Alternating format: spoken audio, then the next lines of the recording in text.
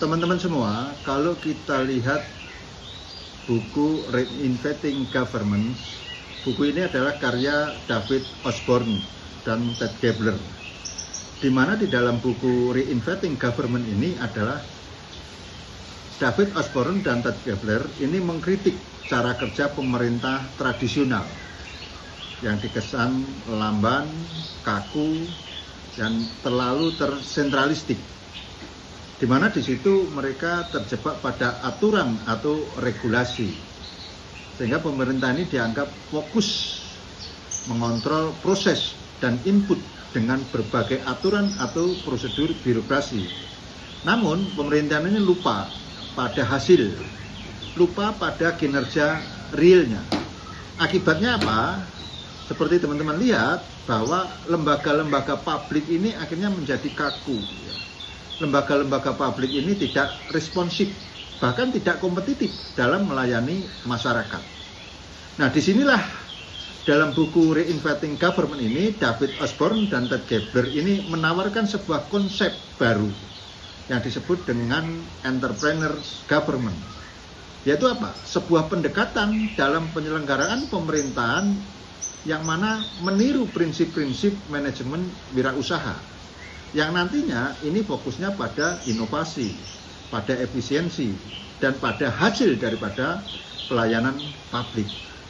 Ada 10 prinsip yang dikembangkan oleh David Osborne dan Ted Gabler ini, yang disebut dengan entrepreneur's government. Prinsip yang pertama adalah pemerintahan katalistik atau catalytic government. Di sini diterangkan bahwa pemerintah ini sebaiknya lebih fokus pada pengarahan dan pengawasan daripada langsung terlibat dalam penyediaan layanan. Contohnya seperti apa? Bahwa pemerintahan ini tidak perlu membangun rumah satu persatu, tapi cukup menciptakan kebijakan atau insentif, yang mana dari kebijakan dan insentif ini nanti bisa mendorong pihak swasta atau komunitas ini untuk membangun sendiri. Prinsip yang kedua itu adalah pemerintahan ini milik komunitas. Jadi pemerintahan yang baik tidak hanya melayani, tapi juga memberdayakan masyarakatnya untuk mengambil peran aktif dalam pengambilan keputusan maupun dalam penyediaan layanan publik. Misalkan seperti partisipasi dalam budgeting.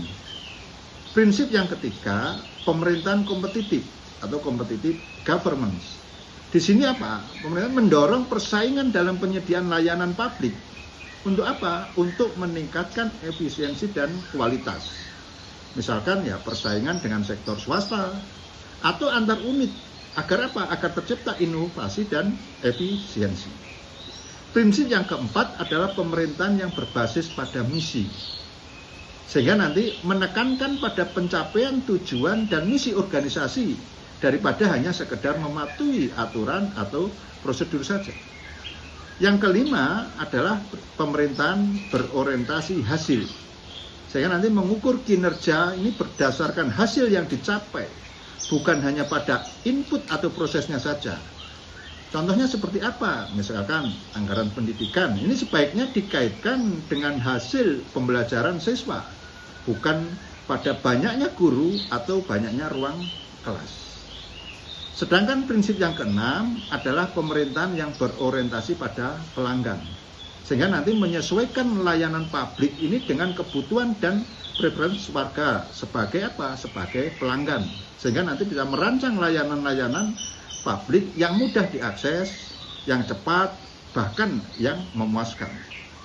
Prinsip yang ketujuh adalah pemerintahan wirausaha. Jadi mencari cara agar yang inovatif untuk menghasilkan pendapatan dan mengurangi ketergantungan pada pembiayaan tradisional.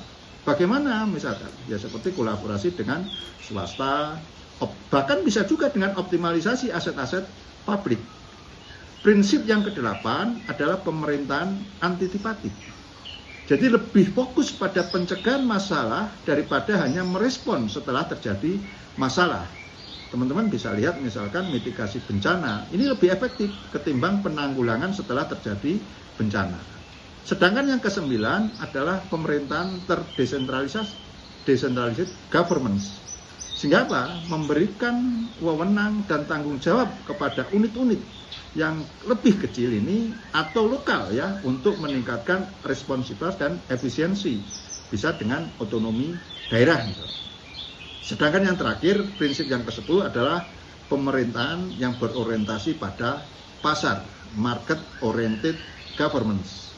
Yaitu apa? Menggunakan mekanisme pasar untuk mengaitkan efisiensi dan efektivitas dalam sebuah penyediaan layanan publik.